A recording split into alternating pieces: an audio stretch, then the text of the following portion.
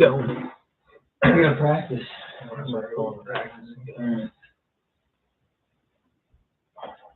Hi, I'm Austin Rhythm. And I'm Taylor Patton. Say your name. I'm Will Poffenberg. We got to make sure the mic's going good, so I don't get started. I'm sure that. Kind of. No, we'll introduce you. You'll get a thing. You'll get a notification from us. Maybe. What up, YouTube? How are you doing tonight? Hello. We got one person watching us. Oh, they just left. Scared them. Dude, Austin always does. Austin terrifies me. I swear.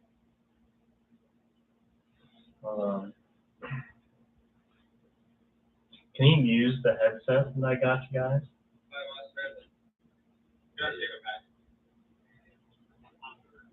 Okay. It's PC. Yeah, they could if we put it in, yeah. All right, well, you gotta talk a little louder when you speak. Otherwise, we're good. We're going real from now on. It's real. I'm ready. All right. Hi, I'm Austin Rhythm. And I'm Taylor Patton, and welcome to the Kitchen Table Podcast. We're here to motivate, educate, and relate to you guys, sharing our stories, helping you to get 1% better in all areas of your life. Today, we're going to be talking about how privilege and expectation run together, what they are, and why they might be important to you. And we're going to dig into the little depth here. We got our third roommate. We got the wise William here. He's been gone on work, but he is back.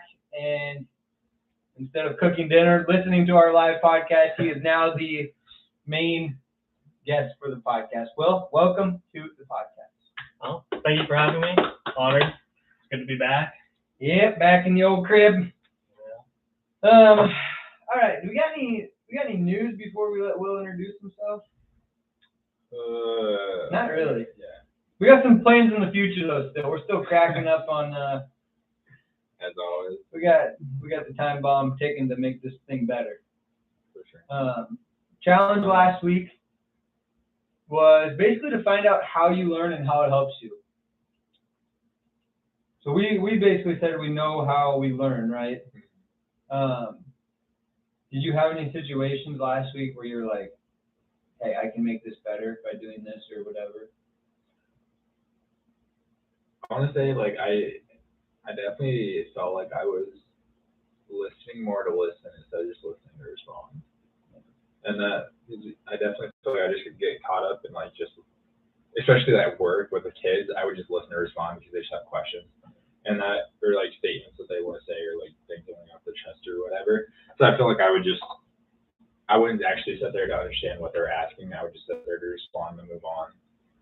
And especially like Austin, like you get it, like having 20 plus kids like in your ear and all wanting different things all at once.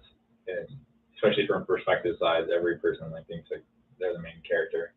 Yeah, I kind of had a similar situation, like just going through different ways of teaching, like whether we do a worksheet, we watch a video, or I lecture, whatever it might be. I tried to have a variety of tasks for kids to do. I literally said it, those of you who are auditory learners, we don't watch a ton of long videos. So I was like, we're going to watch a 40-minute video over climate change today. Part of the Planet Earth series for Netflix. Some of the kids are pretty interested. They like the animals. So I hope it helps some of the kids that maybe I haven't been able to reach very well the past week and a half on this unit. So that's good. And I've been really into climate change. Listened to like a lot of podcasts over climate change this weekend. Part of my 5-hour driving experience.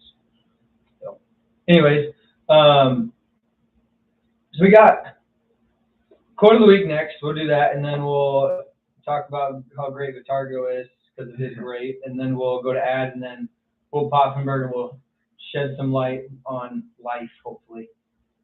All right, the quote of the week is by Deshane Stokes, and it says, "Privilege is not knowing that you're hurting others and not listening when they tell you." It's a little different spin on what we will say the definition is later. Okay, so privilege is not knowing you're hurting others and not listening when they tell you. What do you think of that? Either one of you. Say it for the kids in back. So privilege is not knowing that you're hurting others and not listening when they tell you. Or Shane Stokes. It's so interesting because I don't think privilege hurts people necessarily. I think it does though, because it's like a different spin. 'Cause normally we think of privilege as, okay, you have more opportunities to do something, right? Where you're able to do something based on your set of circumstances. Yeah. And this is saying that it's like entitlement. That it's saying the more privileged you are, the more you are kind of tunnel vision and not able to see other sides of something. I think that's a common thing, especially in terms of a position of power. Go on.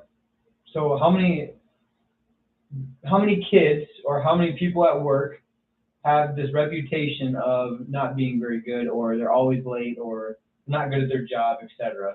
In most cases. So how many times when they're late or something do we just say, hey, you need to be here on time? Or they don't get something right, hey, you need to listen better in class. Or they're not good at their job, hey, why can't you hang drywall properly, right? We always think of that and we react to that. We don't listen. Like you said this week, you were better at listening with the intent of actually listening rather than responding, right? So I think we get in our heads that, hey, this kid's got a problem, they need to get it together. Whereas maybe that kid who's always late worked the third shift at Walmart to help pay for groceries for the family.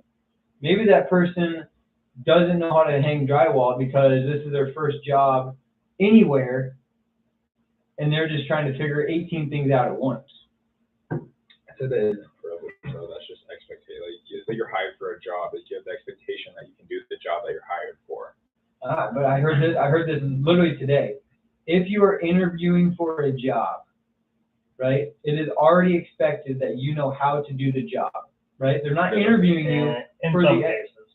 They're not interviewing you most of the time for the expectation of tell me what you can do, right? So I would argue some employers look at what you could become. I know a lot of people in the construction industry, that's kind of my background, is they don't, like, I'm in the management side, and there's still people that don't have like a construction management, construction engineering degree. Mm-hmm. They might have a teacher's degree. Yeah. They come in. There's another guy that worked as a surveyor, but that still doesn't know like the parts and pieces first coming in. Mm-hmm. And he's now like a superintendent with the company. So basically running the jobs, point man in the field. So I think some companies can see that someone has potential and hire them. Think about college grads a lot. If it's the philosophy that like you need to coming out of college and you need to know everything, that's a lot of employers know that's not going to happen. Yeah. You're going to be this half, like, we'll give you some tasks and like you'll complete those tasks, but you'll also be a learner as well when you're first starting out. So it usually takes 4, 5, 6, 10 years before you're actually that role of like, okay, I expect you to like run with it. Yeah.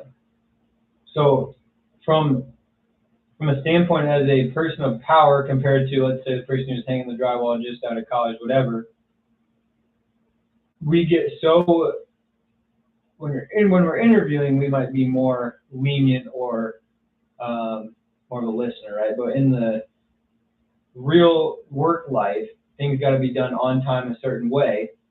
And if they don't meet it, then it's like we don't care about them. So they might not be to the point yet. Like in the NFL, if you're not at that point, you just get fired, right? There's no patience with anything. So I'm saying that it's turning out, it's like they're saying in the interview, like you can make mistakes, right? They always say that, like, we don't expect you to know everything.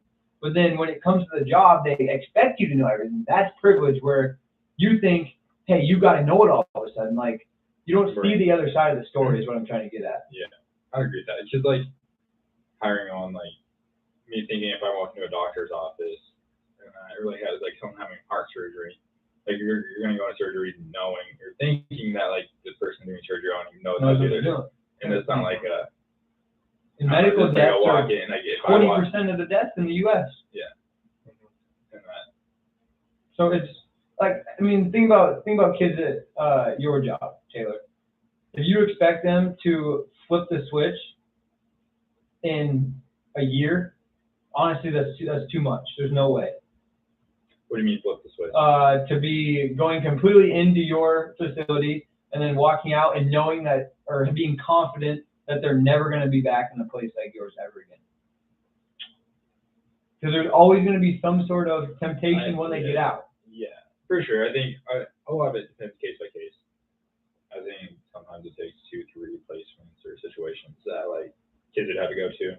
But a lot of times, like you can already tell upon the like discharge date for them and that like you'll know like if their decisions, their intentions when they leave, just on their plan and all that stuff. And a lot of kids go back into the same places they came from. Yeah. So it's like it's kind of like again we talked about it before, but like us going to college and then coming home, how our habits like instantly switch, fall apart. Everyone comes back saying A, B, and C fell apart because I wasn't in the environment I was in. And so that's one thing that like I think us is like a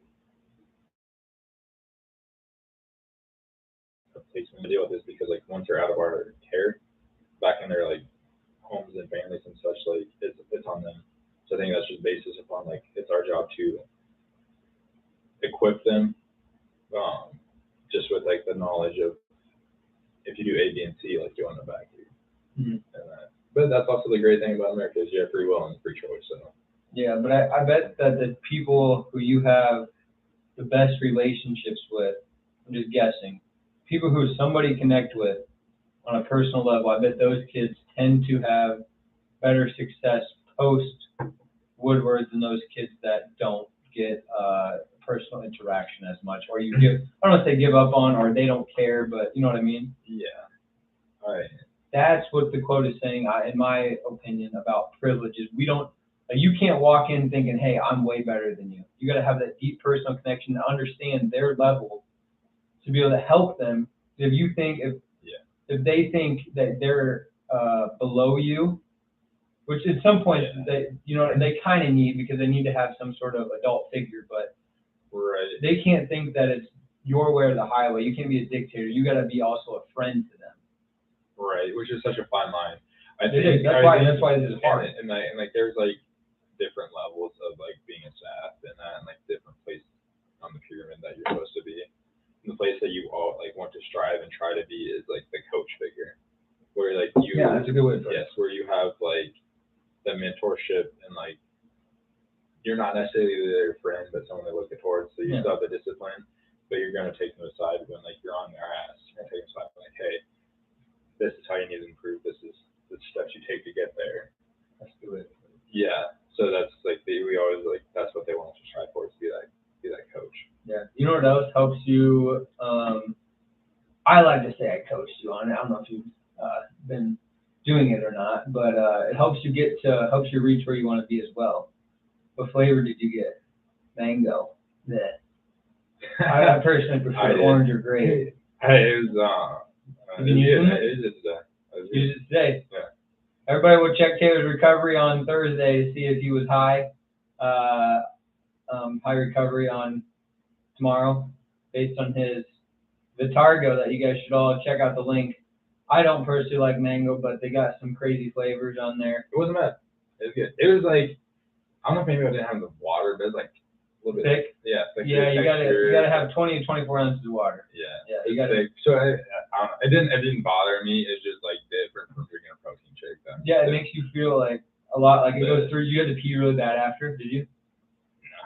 No. Oh, maybe it's just me because I just chug it. I chugged it too. You need more water then.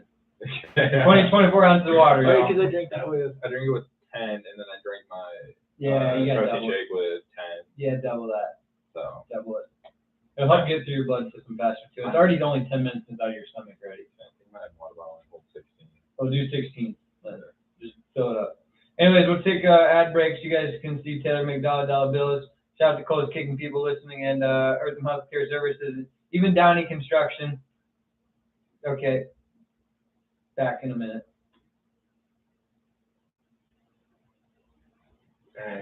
back in a minute when it literally just continues on. Yeah, but it's a minute. It's a 30 second. Oh, yeah, ad, 30 seconds. so. All right. Were you going right into Will? Yeah, Will's gonna introduce himself first. Yeah. And then all right, here we go. All right, we're back. We know we jumped in a little bit earlier, but why don't you introduce yourself, say who you are, what you're about, where you come from, how you know us, all the basic first day of school type stuff. Sure. So, yeah, to introduce myself, I'm Will Poffenberger. I am the third roommate here in apartment L. That's a little bit about me. Is I work for a construction management company, so that's kind of my background is in construction. Small town west of Des Moines. How did you meet us? Met you guys through college, so you're typical. You're getting out, get social, talk to people. Met you guys through church, St. Stephen's, through all the. Was it Antioch? Antioch, yeah. Yeah, I guess I consider that extension of. But yeah, it was Antioch. Yeah. Because we were playing poker at Dan and Ben's house. Well, we were like the only guys going, Yeah. right? Yeah. So they, we're on the lesser half of those numbers. So Yeah. you guys know it. I'm pretty sure I got last in that poker game.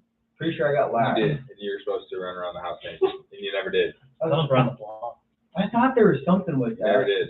And I was like, no, because somebody else got out in the same hand as me, I think. It was Tristan. No. It was the other kid. There's one more. I don't remember his name. I don't know, but all I know is, like, all of a sudden, then we started hanging out, us four. We went to the dining center every night, and the Wolf Pack. Yeah, we called ourselves the Wolf Pack. The OGs, and then we just kind of grew from there. Antioch was good, though. It was good. It's a very well done retreat for incoming college kids. Kairos, which is like a high school based retreat, Mm-hmm. and it's like an extension. It's just a little bit shorter, a little bit more like Intimate. yes and no. Because I mean, I feel like high school you're a little bit more like Immature. like wild with your emotions. And where in college you're a little bit more faith based, a little bit more like mature. Well, personally for me, I like went on the retreat literally because I feel like I had nothing else to do. Like, I didn't know anybody.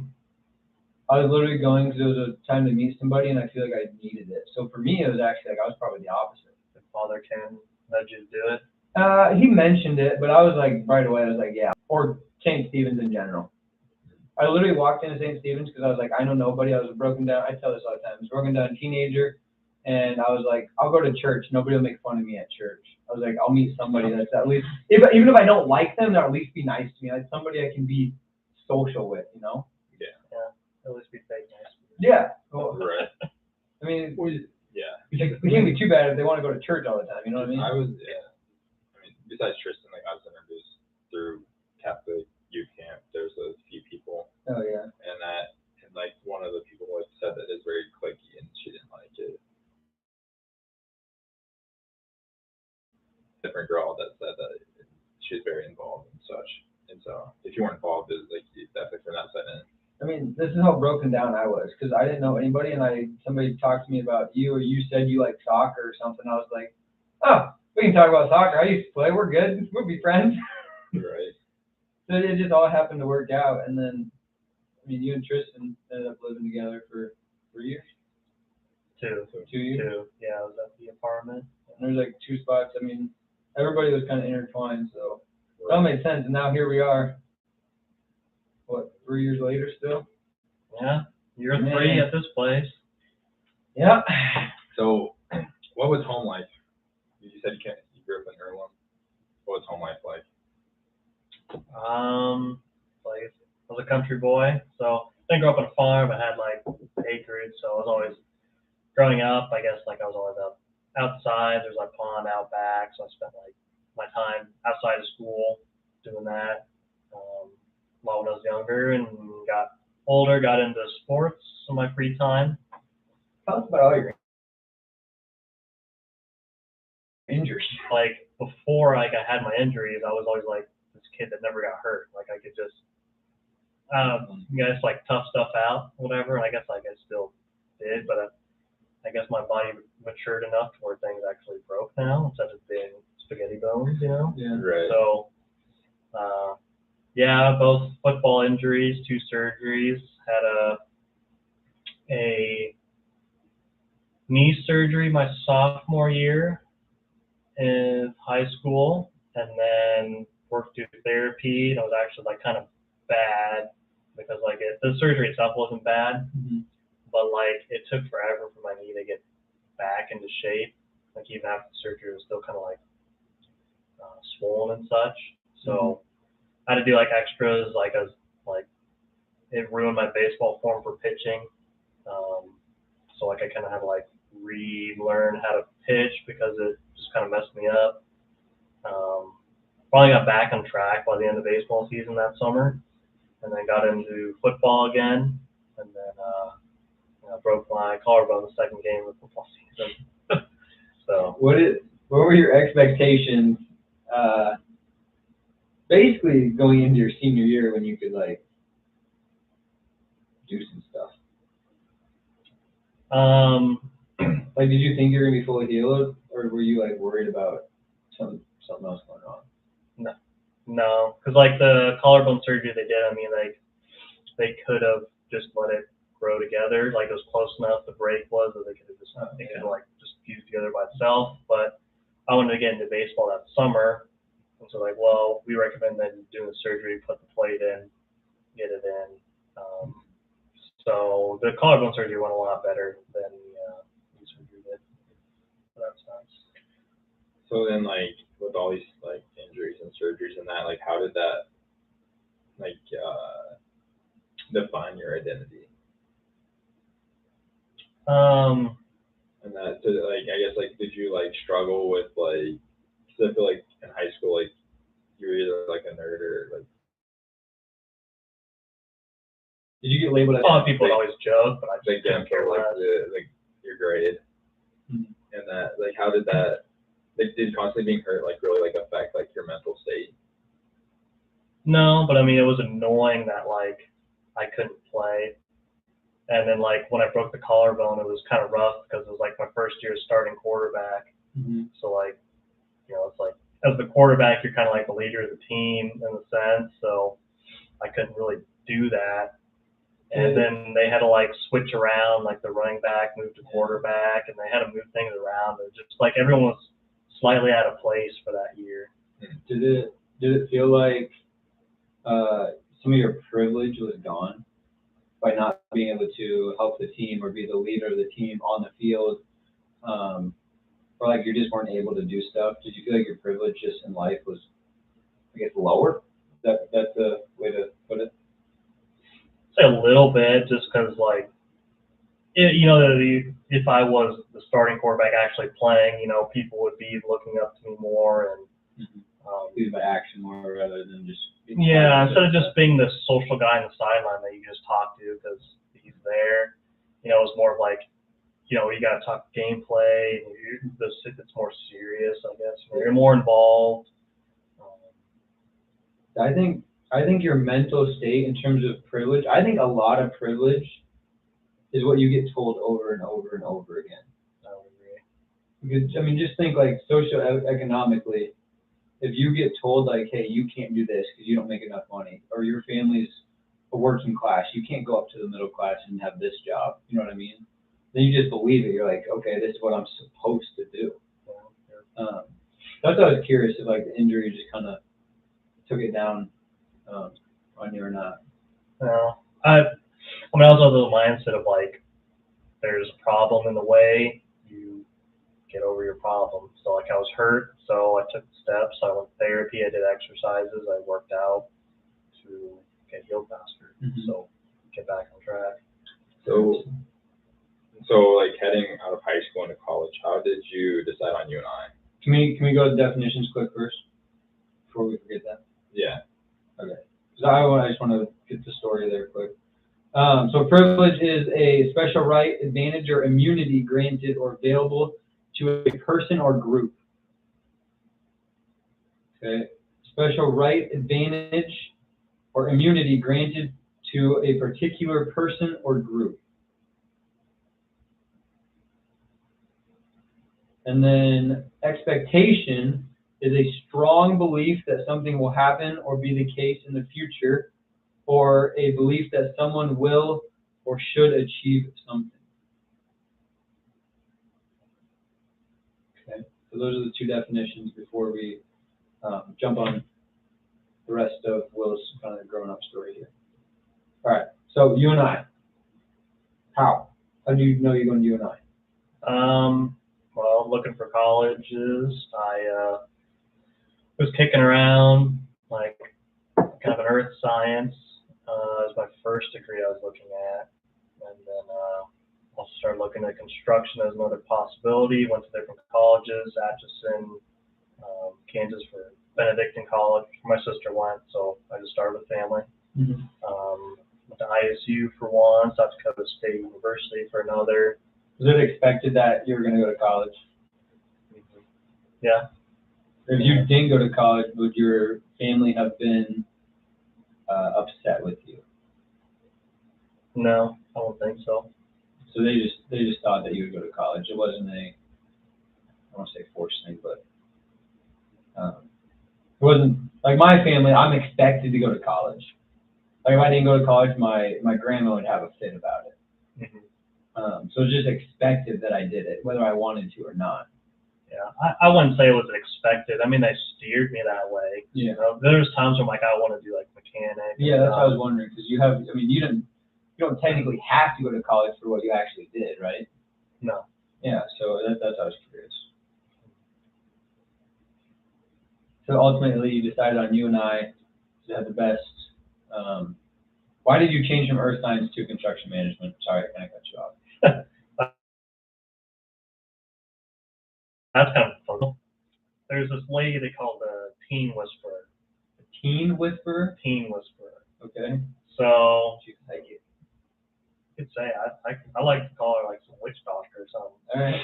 So this Teen Whisperer. So the whole idea is like you go to this lady. Basically, she's really good at finding out like who you are, your interests and everything, and then can place you with colleges as well, like in your session. So this lady lives near you, or how did you?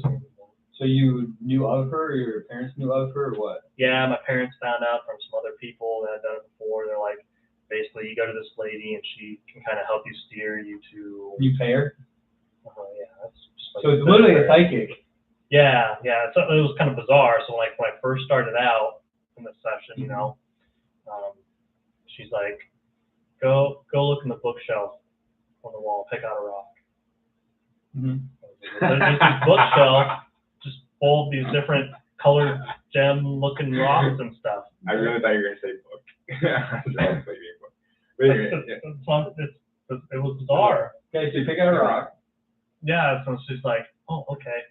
And again, this was like. You just met her, right? Okay. And this was like 8 years ago, so yeah. I don't like exactly remember everything, but like that's how it started out. And then it gets, you know, she starts getting into like these icebreaker questions and stuff, and gets to know you and everything. But the way she went about things, talked, was like just kind of off, bizarre, weird. But in the end, I mean, basically she could like pinpoint you down. Like my parents, so the whole session's like you're in there by yourself with her. Your parents get sent away. They're like, okay, come back at set time. Yeah.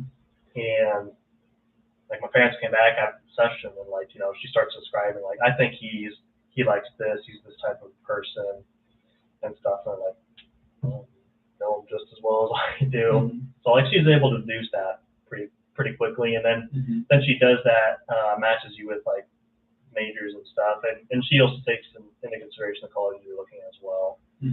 So she's the one kind of steering me like, well, you know, you probably want to do construction management based on like you like working with your hands, being outside, working in a team atmosphere, problem solving. Like this kind of would work better than your science. Not the saying you like hate it, but construction sounds more fitting. And you just like, okay. Yeah, so I went for that and I like it. So she's only for colleges, or she does life advice for anything? That's just everything. So like, I should just go Like, to her. like See if she- she- I was wondering, I was just thinking, I was like, Austin's gonna go. well, I mean, I she's just want to geared, see it. she's geared toward like the teen whisper, but I don't know why she couldn't do others. I don't know if she. Maybe because teens are at a like less brain developed stage, and like because that's the psychology stage where you're trying to figure out. I mean, Yeah, kind yeah, of. yeah. I mean, that's she just kind of advertises the teen whisper, but yeah. That's such an awesome thing. It sounds like. Yeah, I'm gonna look her up after we're done here. I'm kind of curious. Just she would say for me. Maybe I'll go to her before I go to my camp, and she'll know if I'm gonna do good or not. Probably not. She'll pull her crystal ball. Yeah, she'll look and she'll shake the 8-ball. She didn't quite go that far. Will I do well? All right, so we kind of had a go ahead. Like just thinking how wild that'd be of like that expectation. Yeah. You absolutely just murder the camp. Murder as in Yeah. good or bad? Yeah, like really good. Like, Yeah. it's just like- Then I'd Yeah. make sure she's rich. She got it right. It's like those people who try to like guess roulette and stuff, and they just happen to get a couple numbers right. Oh, they're professionals. I tell him what he said. He's got 2 in a row right, whereas everything's an individual event. Like you just happen to get it right. You know what I mean? Right. So there's a lot of life's weird though. It really is. So do you think everything's individualized, or do you think like there's No, that was just the roulette example. I think life is very much a sequence based on your decisions, though.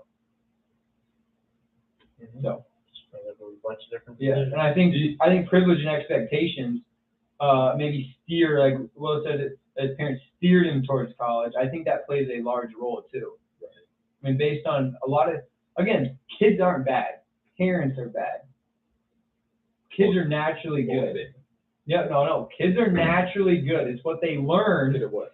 You're, Anything. you're a product Sure. of your environment. Yeah, exactly. So if the parents are always late, the parents are always doing bad things in front of their children, it's likely the kids, that's why kids whose parents get divorced, when you get married, you're more likely to get divorced.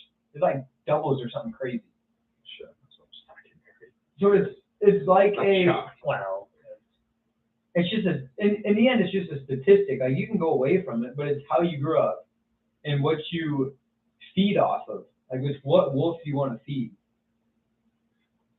Which I think is true, but I think it's also like it's your own. Like at some point, like you decide on your own life. Yeah, I was listening Like to a you can podcast like, today that yes, said that. yes, like yes, like you You don't, control you your don't have the words, not your words circumstances control when you're you. growing up and then like you hit like 15, 16, 17, 18, then you can kind of decide or like steer away from that.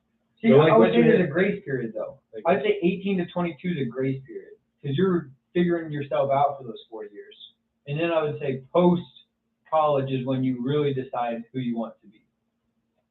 Because if you go through 18 years of stuff you don't want to do, you got to give yourself 4 years on your own. It's not going to be a flip of the switch. I don't think it happens in 4 years. Yeah, I think for a lot of people, It's just kind of hard to tell because it's everyone's individualized. Yeah. So and some people mature and grasp onto whatever, however they want to have their life be steered lifestyle early, and others it takes till they're in their 30s. Like, they spend their whole 20s figuring things out. and you're still young as heck, Yeah, in the grand scheme of things. especially like today's medicine and all that. Yeah, it depends on that stuff too. Go ahead. I was going back into college and that, like my dad, my parents, like my dad wanted me to go to college, but it's never like an expectation, like, oh, you gotta go to college. And that, like, it was always like a forced expectation outside that. Like at St. Albert, like you're kind of like, it's either you're gonna go military or you're gonna go to college. Like they're gonna push those numbers because it's being private school. Yeah. They're gonna like, Which politics always plays a role. right, and that like being fully funded throughout like your statistics and numbers and the people that you bring in. So it's just like a forced expectation that like everyone was going to college and that. So I felt like if I don't go to college, I'm like the black sheep of my entire class. Which going back, like it shouldn't have been. Like, you know what I'm saying? Like you know how like you feel like you kind of like falling in line. Yeah. Like you feel like you have to go a certain path. Or like peer pressure. I mean, not Yeah. that that's pressure, Yeah. but And that, so you just feel it on you. Like I felt like, I put it on myself, but like, they say pressure is a privilege, right? Like, you're lucky to have that pressure. Right. And I like that for the sports in my family, because if somebody's going to do something with sports, it's going to be me or my younger cousin Josie, right? Everybody keeps saying that. So I have the privilege of having an athletic talent that I feel like I need to use, so that I put an expectation on myself that, hey, I need to do this. And when I was growing up, everybody told me I was good at sports and stuff, right? So maybe that's why I kept doing it. So I think privilege might run with expectation a little bit. Because like if you went to, instead of, what's the public school? Lincoln? Oh yeah, I mean there's like 4. So, Abraham Lincoln. if you went to those, you might not have went to college, because the expectations just being a private school are higher. Right. And you know, there's 2 options. People are going to military, or they're going to college because they get funding for that. If you don't go anywhere, you don't get funding. So, Yeah. let's talk about the viewer or the listener, audience member who sent us a request. Yeah. Yeah, question. It's on my phone, which is recording right now, but I wrote it down. It said, currently they're having a hard time in life, and that they're not knowing where to turn, finding motivation and purpose in everyday life. Feels like they're at a crossroads, but they don't know what to do, where to go. Do you have any suggestions on how to navigate? Go to the psyche. Gotta go to the Teen Go to Whisperer. the Teen Whisperer. They'll tell you. Yeah. So like that's like it's like a very deep question. It is. And that like my few thought process on this is like because Will and I had talked about it and my first thought process is like, what's your day-to-day look like? Mm-hmm. And that like, what do you do? So do you go to work? What's your work look like? Like what's your stress level? What's your like how relaxed is it? Then it's like, what do you do when you're off work? And then do you just go home? Do you just go play video games? Do you go work out? Do you have a hobby you do? Do you have a family you need to go to? All that such. And then going into deeper meaning for me is just like to navigate your time management. And then for me to find like new purpose or navigation is like, do I need to switch where I am currently? Meaning, do I need to get away from the people I'm around? Like Will was saying, you're product of your environment. Yes, very much so. And B, do I need to add something else in? And that, do I need to start working out? Or do I need to go help at a homeless shelter once a week? And that's definitely just something that I find, or think I would find enjoyment out of.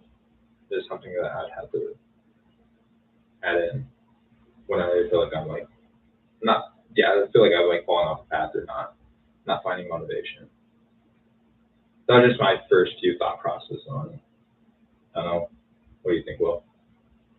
No, I think you're right on. I mean, there's hobbies is a good way. I go down the line of, like work takes like a large chunk of your time. A lot of people find work their calling in life, which gives them meaning. Really, you think so? There's some people, yes. I'm not that case. I don't think my work is my calling in life. That is my. I would say the action in your work might be your calling. I feel like it's harder to be your. We can debate this. This would be a good debate. I think, like for instance, my fiance, her calling is to help the people who can't help themselves very well, right? That's why she does dialysis. So her job is so-called dialysis, right? But her calling is helping people who can't help themselves. So it's like intertwined, you know what I mean? Maybe you're saying that too. I just don't think most people, their calling, like my calling would not be sports. My calling would be sports to model something else of my person or being. Like yours is obviously, you didn't get put on this earth to build things, you know what I mean? yeah, I guess you're coming at it from more philosophical standpoint. I'm just saying point blank, like doing your job I got is you. I got you. calling. Okay. I mean, for me, it's not. I think that's fairly common with most people too. Most people work jobs that they just like find interesting or that they tolerate, so they can do other things that they enjoy in life. Yeah. So that brings us to the second point of what are the things this person would like to do with his life. You know, it could be hobbies that they find fulfilling, or giving their time to charities or through donations or works like that. So something beyond work. Right. And I would say that like look for like what you kind of talked about. What I would say is equilibrium, right? I think it's important for them to know that a lot of people don't know what they're supposed to do, right? How many people go to jobs and they figure out they don't like it, so they switch it?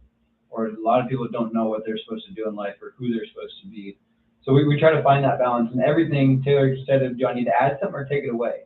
Right? We're always looking for that so-called equilibrium. So there's no, it's overwhelming, but also there's millions of people feeling the same way as this person is. Other things I would say that I think are important to add to your guys' point are, what are your values? Right? What's important to you? And then what is your expectation for yourself in whatever it is? Those values, what do you expect moving forward? If you look 5 years down the road, 10 years down the road, what do you see yourself experiencing with those values? I think you're hitting really close on that as like envisioning yourself. Now I kind of been thinking more like the meaning for someone or calling, in life. And it seems like the people that have like the truest calling, they have this just super defined vision of who they want to be. And so it's like this plan, this road that they need to follow is very simple because it's all laid out and they see it. I think a lot of people though, they're on a highway and they don't know which exit to take off. So I think take an exit. And then a lot of life is, especially when you're younger, is kind of exploring the different paths to figure it out. And by doing that, then you find another step. This is right, this is not right. Kind of like a bunch of mini equilibriums along the way, and then set new goals. Because we talk a lot about goal setting on this podcast, but people set goals without even realizing it, right? Okay, I ate something for dinner. I didn't feel good after eating that. Okay, next time I want to eat something different. Then, this made me feel good. I'm going to do this, right? Taylor's experimenting with Vitargo. It's going to help him or hurt him. It's going to help him, in my opinion, but he's going to realize, like, hey, this is what I'm going to do next time. Like, he knows, hey, life's an experiment. So, again, I think it just takes time to do all that. And with that said, it's ever changing as well. Oh, yeah. So even if you've got it figured out, you don't know how life's going to be 10, 15 years from now. So it changes Step by step. Right. Which is why, kind of diverging from that is like doing. I'm just going to stop it. Yeah. Okay, you got something to say here? Ready? Can talk about time. Yeah, perfect. Yeah. Ready? Along with that, like it blows my mind, and that this is like a divergent path of what we're talking about, but like how entitled people are to like the opinions or feelings that like they have. Well, I think that goes with the privilege, and that's the quote that they were talking about. Like, a lot of privilege or entitlement expectations are so tunnel visioned, and you don't see the other person's point of view. Perspective. Yeah. Right. Which is a big problem. Like, Will and I always talk about this in politics. Yeah. And I think like we talked about it, but it's like power matters. It's like crazy because like you talk about experiments and how the United States is like the biggest human experiment of all, having the most diverse population in the world. And then we're trying to force everyone into our own opinions and our own likings which is impossible because every day that goes by, people experience different things, feel different things, have opinions on different things, and yet we're still with that like privilege of like, no, it's my way or the highway. I think it's interesting to talk about the diversity and stuff. Like I think a lot of people that are generational, born in the U.S., they can start to be ungrateful of what the U.S. is. Mm-hmm. And then, I like to have conversations with like people that have immigrated. I mean, construction industry, you get a lot of people that come from Mexico. Mm-hmm. So I talk to them, and some of those guys are the most red-blooded Americans that are out there. They're like, I know, I love this place. I love everything it stands for, the freedom. Because they know the other side of the story, probably. Yeah. A lot of them still have family down in Mexico. Yeah, they go down to Mexico, periodically still. So they know how it is. Like one guy I'm talking to, he owns a construction company, does work across the nation. He just bought a nice new house in the neighborhood in South Dakota. And he told me he grew up with a dirt floor. And when it rained, the floor would turn to mud. Dang. And he would send money back to his mom, who's still down in Mexico, and she now has like a legit floor and everything now. Yeah, because America is so much more pay and better quality of life, which is funny because talking with your like story right there is I teach it's an ESOL class, which means English is their second language. So I teach a whole class of basically foreigners, and a couple of times this semester there's been an absence, and it says in the absence why they're absent because they had to go down to Texas for immigration. It's like they might get kicked out of the country. And then there is another kid who just started in my class a month ago. Remember the Afghanistan kind of takeover and how they all tried to flee to the U.S.? The Taliban. Yeah, the Taliban was taking over. There was an Afghan refugee in my class from that. Heck yeah. And it's like I learned how hard it is to get like accepted to do that. Like the kid's like he probably thinks he is so privileged right now because he got out of that situation. Right. There's so many people who got turned around. Just think about like the heartfelt, like Yeah, him and his dad made it. The rest didn't. That's what I'm saying. Like how many people like he knew that didn't make it, their family, all that stuff. So they didn't make it. How like it's literally like. Right. I was just going to say like how like I feel like I bet you like those will like go with it too. And that like you should sometimes. I mean, there's two sides of it. Like there's one side, hey, I'm glad I'm here, and then there's the other side is, but I wish this would have happened. Right. Which is wild because like for years now, like we've known that like we weren't gonna win Afghanistan. Which it's all. And that, but yeah, we didn't like go in and actually like take out any of the corruption, and when after like they finally got done taking people out, the Taliban just said, all right. It's just wild. It's just wild. Yeah. And then like, which is crazy, because like they're scared for their life, but then like being American, like I don't fear for my life like ever. Yeah. Like, I don't have like that. I don't ever have like look over my shoulder or anything like that. Yeah. Which is because we're so-called privileged. Yeah. Why? And I think they're not, right? That's what I'm saying. I think like Americans like forget that. Yeah. Like we try to force like our opinions and our like the way like yes upon other countries which have had so much more history upon their own lives. And I think it happens in religion. I think it happens in politics. I think really it comes down to that we're not humble enough. Really back to the quote of the week for this week is we're not humble enough to say, all right, you know what? Here's what your situation or story might be. I'm going to listen to it. I'm going to try to understand. I might not have lived it, but I'm going to try to understand it. But I think in some ways we're really privileged. In some ways we're the opposite. And even if you didn't live it, you can still learn something from it. Exactly. And which is, I mean, I think that's the biggest problem with politics. Because no one wants to listen. No one wants to listen. Everyone wants to have the power. Yeah. Yeah. No one wants when to you talk about everyone being in the middle. Yeah, there isn't anymore. Well, I think a lot of say that. I think a lot of citizens are in the middle. Yeah. But But the politicians or whoever's running for whatever office might say that they're in the middle, or they'll do this or do that. But then when they get the power, it decides like, oh, I get to decide, right? Or I have the power to do this. yeah, and a lot of it too, it always seems to be reactionary, but the other side comes up with like, if you have one side of the aisle comes up with an idea, then the standpoint is the other side just has to take the opposite of it. Yeah. That's kind of where we're at. Which doesn't get anything done. And my biggest thing is for politics, I think this is an easy way to compare privilege and expectation. Okay? Politicians running for office, they say they're going to do this, this, and this, right?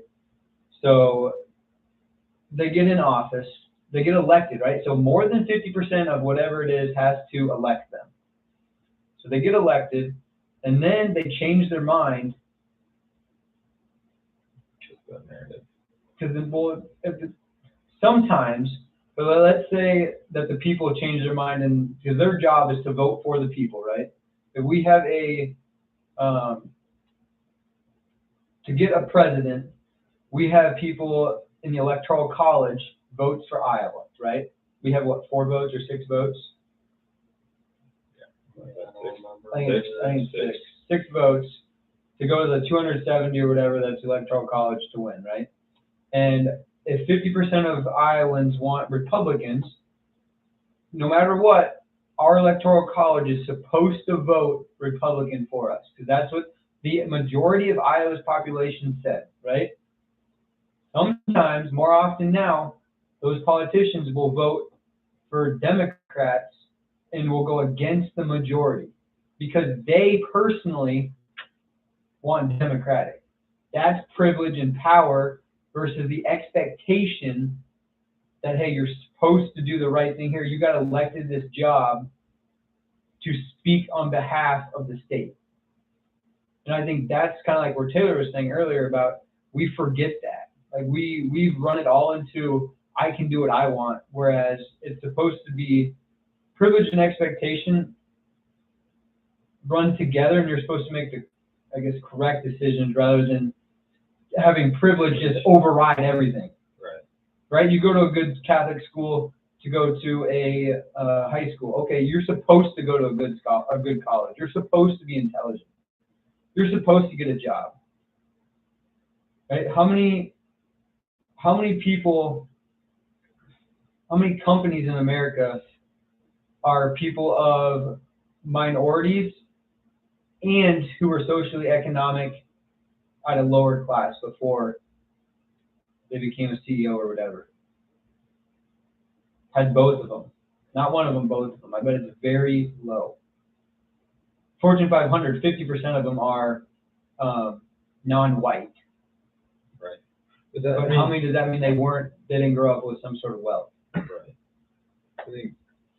Well, they have debunked that it's like the inheritance wealth of like, well, a lot of times they say like it just stays in the family. There's a bunch of inheritance over and over. Mm-hmm. They've kind of debunked that. That's not necessarily true. So what happens?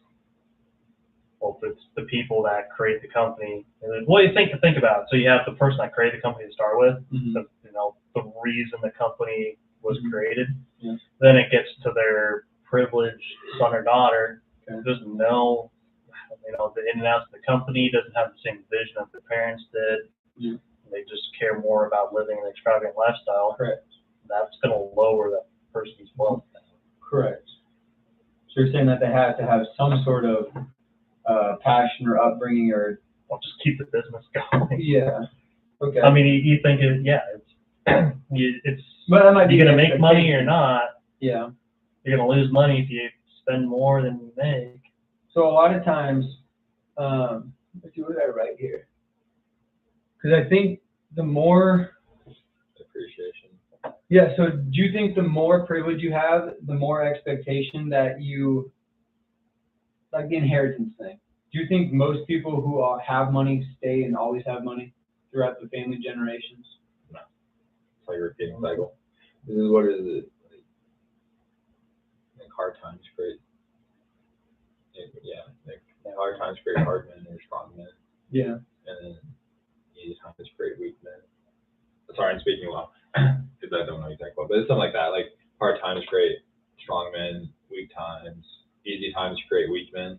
So it's kind of like this ongoing cycle. Is like families that struggle and then gaining that like independent, like financial freedom and then that next generation or two has it very easy, and then it's like with issues, then they fall because they make poor decisions because they were given the privilege of having an easy life or an easier life. Yeah. And when I say easy life, like there's always shit that comes in between. Yeah. But yeah, so then it's like a constant circle. Yeah. And this is a general thing. That doesn't mean like this happens for everyone or every family or every situation. It's just like a generative thing. I think, like, I look at my family, right? So I feel like I'm very privileged. I think that's just a commonality that people know that I was privileged growing up. So, yeah. But I also, like, I would say, like, if something goes wrong for me, I have that security blanket, right? We talk about it all the time, say, like, I have the security blanket if I really needed it, right? Yeah. So that doesn't mean that there's also a situation where it's like, I know you got to work hard still, and I know not to throw it away, if that makes sense. So I think there's also the other side of, it all depends on how you're brought up as well. Like, my parents always stressed that you need to work hard and whatever it is, because there's no free lunch, we call it. I think there's both types of situations. Yeah. Where like I think like your family Like financial literacy. I mean, yeah. Just Well, I kind of- mean, so going off what you're saying, yeah, you could have the best of both worlds too, where you grow up in a good household, financially stable, good education, you check all the boxes, a good life, and then you could still be raised well too. Yeah. To then emanate what your parents have done. And there's a success quote I heard the other day. What was it? Something about how you shouldn't be like, oh, yeah, we were at our sponsor couple meeting, and people always like downgrade success now, right? Like, it's bad to have success all of a sudden. So we're using that as for the poor. Everybody says give money to the poor. Success comes with entitlement. Yes, that is a problem, but also there's so many people who do good. That's like the stick. Yes, I would agree. The Again, stereotype, and I'm going to get to more stereotypes right after this story, actually, because that follows it. So the stereotype is if you have a lot of money, give it to the poor, right? You don't need it. You only need so much money. So our sponsor couple was saying like how some religions are all about giving to the poor, which you should give to the poor, right? But, and then they kind of downgrade, or what's the word? Degrade. Yeah. They degrade, like we use the example of buying an airplane for yourself. Let's say you have enough money to buy a plane, right? It's not about the fact that you look cool, having entitlement that, hey, I can fly wherever I want, right? It's about what you do with that wealth. If you buy a plane and you're just going on vacation all the time, sure, that's not really maybe a faithful thing to do. But if you're buying it and you're sending groceries to some third world country, or you're flying over there to speak and help people, or you're doing something of a charity event that benefits others, then there's no way that God would look down upon you for. From the opposite side of entitlement, you can still use your success for good. But a lot of times we look at successful people as,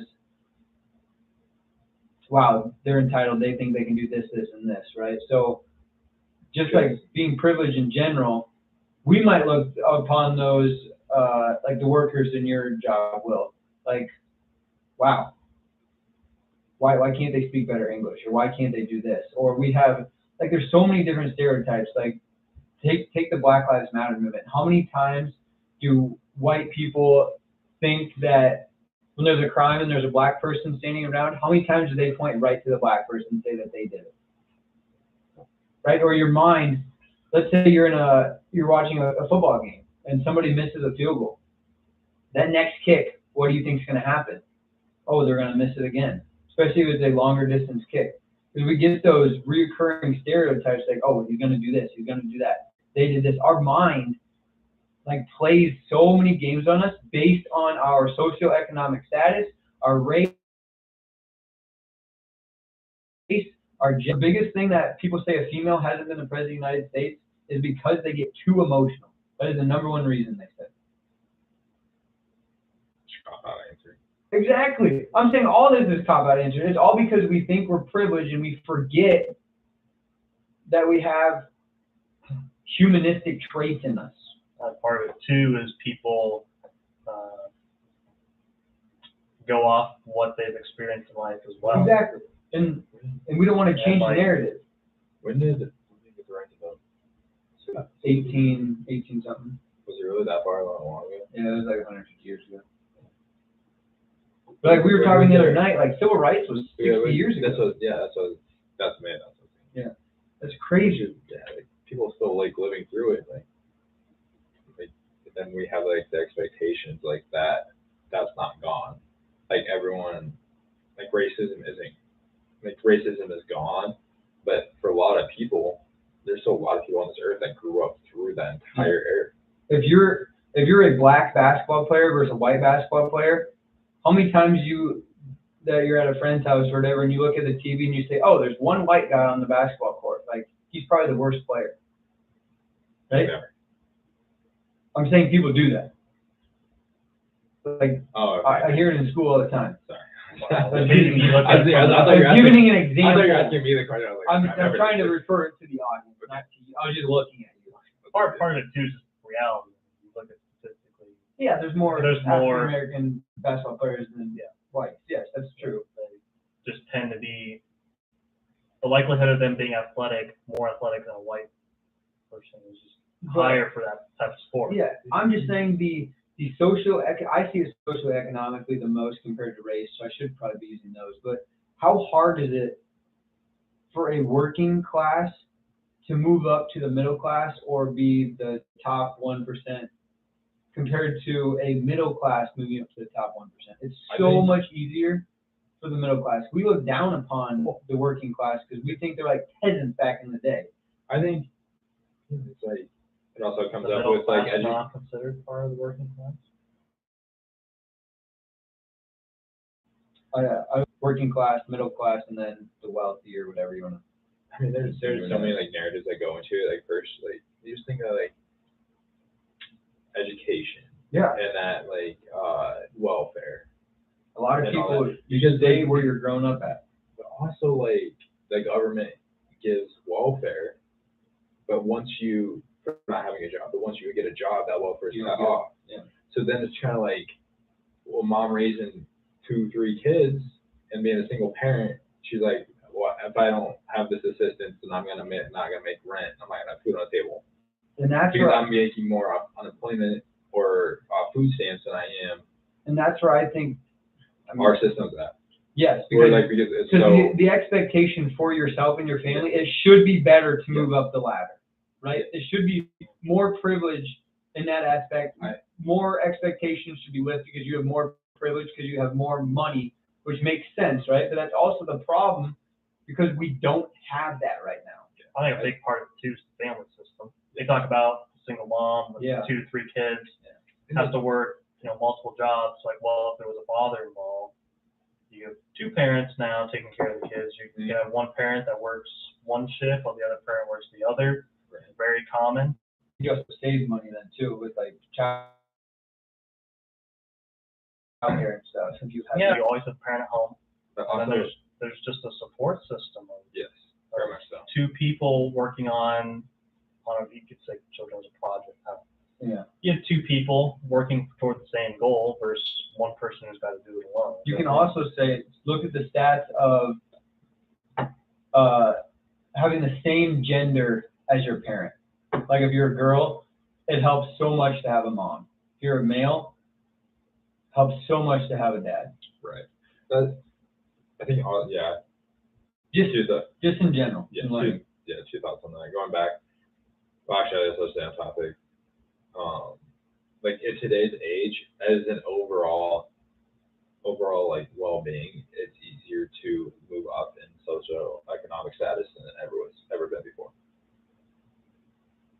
It should be easier, yes. It is easier, but then again, it's also very much depending on the choices you make and that the help you get and everything that comes in between. Also takes a lot of risk. Also, yes. Because I guess that like this comes from education. Like Yeah, I think that's like you talk about the American system, and that's kind of the model of it. It's you have freedom and opportunity. Mm-hmm. So that it's not a given thing that if you move to America, That doesn't always happen. no, it's I think you need to take a step back. So I'm thinking the American dream as you're going to have a house with a white picket fence. The American dream is you can come here and you have the freedoms and the opportunities to do what you want. You can the reality is you can do whatever you want. You can start as many companies as you want. And sometimes you might just be bad at it. Yeah.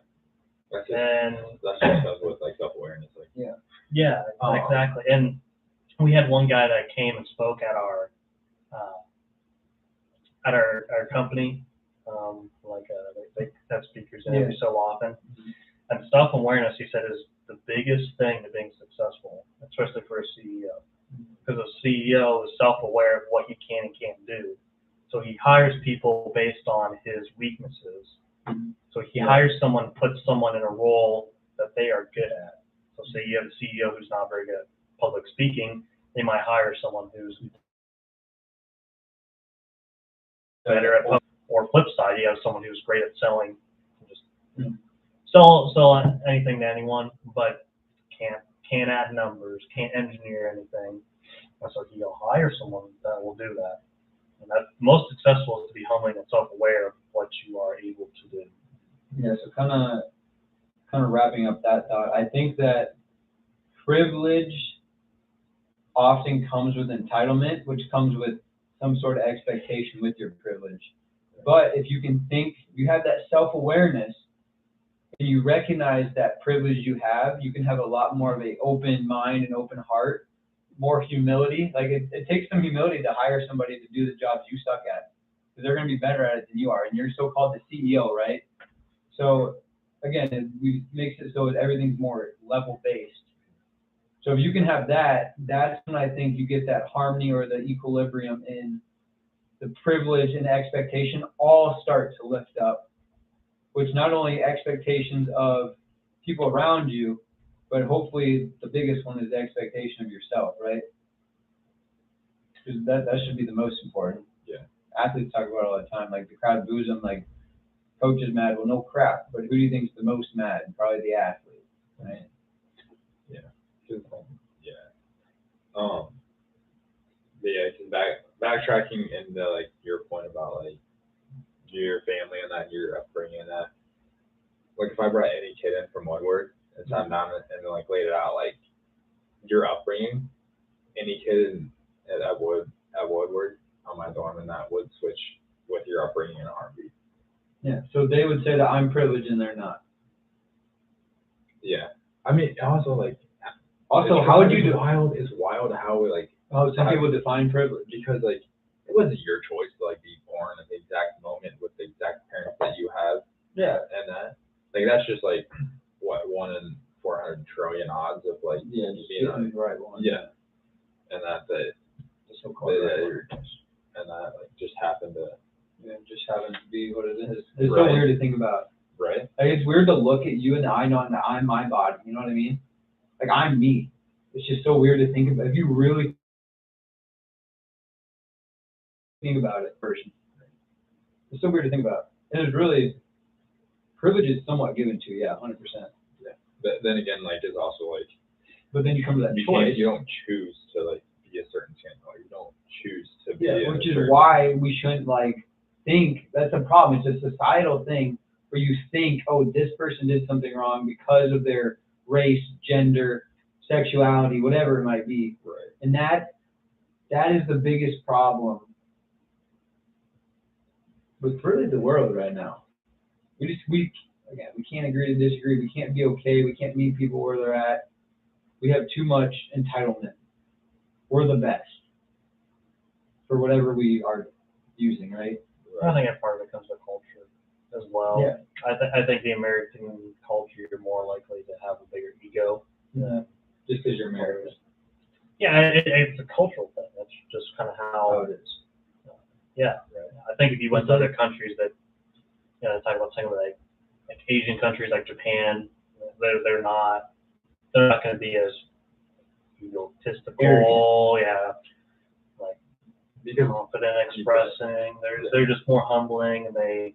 Because I think their upbringing comes more from like it's not like individualism where it's more nationalism, and that like it's all for like the country. It's not individualized. Where like America is like more very individualized, and that. But we still have those cultural differences or problems. Otherwise, we wouldn't be where we're at. Like, did you see, like TikTok's like our first like social media to not come from within the United States, and so like there's this conspiracy or like this thought process of like in China, they promote and like their engagement is based off promoting like Chinese things or promoting things that like help benefit the Chinese culture, like in engineering, like engineering, math, like all this stuff. Where like in here they promote people dancing, like freedom is or freelistic stuff. Yeah, entrepreneurship. Where stuff like where you can be good. Like people are like getting famous off basic stuff that anyone can do. Yeah. Where like engineering, like you kind of like not everyone's good at engineering, not everyone's good at math, not everyone's good at science. Where like a lot of people can turn the video on and just dance, and that or do certain moves or do lip sync, and that and just say certain things over an audio. I thought that was a crazy thing. Was like how what's promoted in our country at the current basis. It's kind of sad in my opinion. Yeah. I used to think it was lip sync, not lip sync. Really? Just shoot that out there. All right, we got about 1 minute here. Do we want to wrap up, or you guys got anything else you want to say with privilege or expectation? Yeah. We can talk more on the 1440 too. Yeah, we can go on 1440. All right, we'll end that there. We'll catch you guys on Thursday. Talk more about privilege and expectation. See where we're at. Dive into some more stories and kind of where to go from there. Challenge for this week is going to be to just be more understanding of your environment and who's around you, and try to see their side of the story. Be a little bit more humble, and overall just have a great week. Will, thanks for coming. Really appreciate your insight and your wisdom for our. You bring up the intelligence level of our house. And Taylor will be on the 1440 on Thursday. Don't shade me like that. It is what it is. All right, have a good week. Talk to you guys later. Love you. Bye. Should have been. Expectation versus reality. Yeah, yeah.